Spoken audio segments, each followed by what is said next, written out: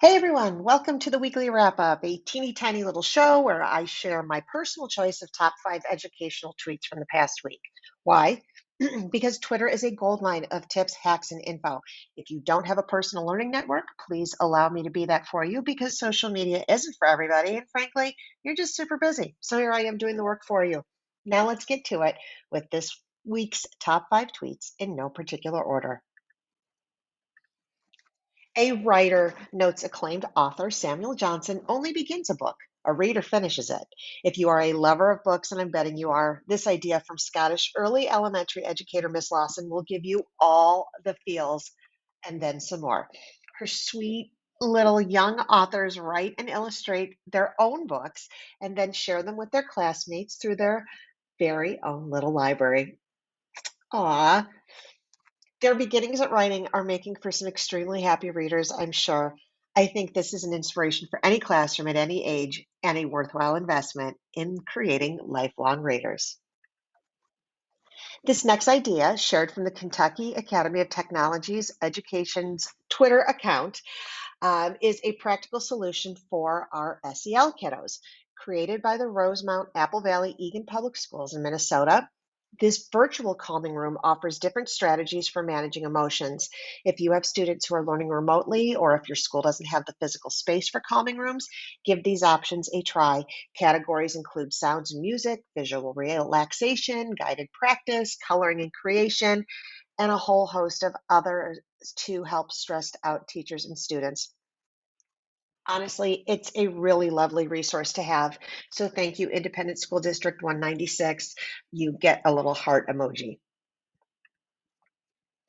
November 8th was National STEM Day, but don't fret if you didn't know this. I didn't. We're lucky to have middle school STEM educator Eric Murray sharing out a graphic to the 25 favorite activities he's created. What I so deeply love about these activities is that they don't require fancy or expensive tools.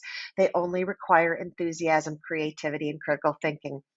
Eric also shares a link to everything, yes, everything he's created for STEM activities, and it's a literal treasure trove. Even if you don't teach STEM, take a look because these ideas could be applied in just about any content area. Instructional technologist Katie Berry from the Lone Star State reminds us that the best way to get kids excited and the best way to get a more precise measurement of student learning is to replace end of unit tests with show what you know summative assessments.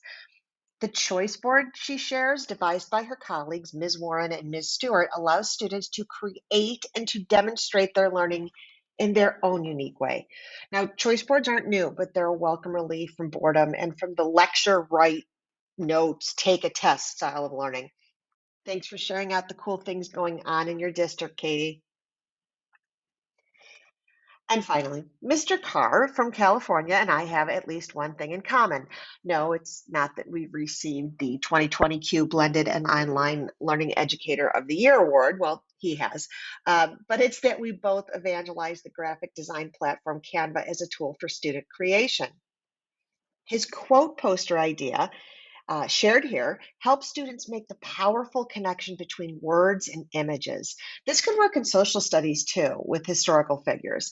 Please interact with this tweet and share your ideas with Mr. Carr if you're doing something like this in your own classroom. And that's it, people. The top 5 finds on Twitter from the past week. I hope you find them useful for your teacher life. Links from today's show are below. Please feel free to share this video with your colleagues or use in teacher-based teams and faculty meetings. If you need anything, please don't hesitate to reach out with questions, suggestions, or if you need some coaching. I'm Stephanie DeMichael, learning designer and instructional coach with the Educational Service Center of Northeast Ohio. Thanks for watching and see you next week.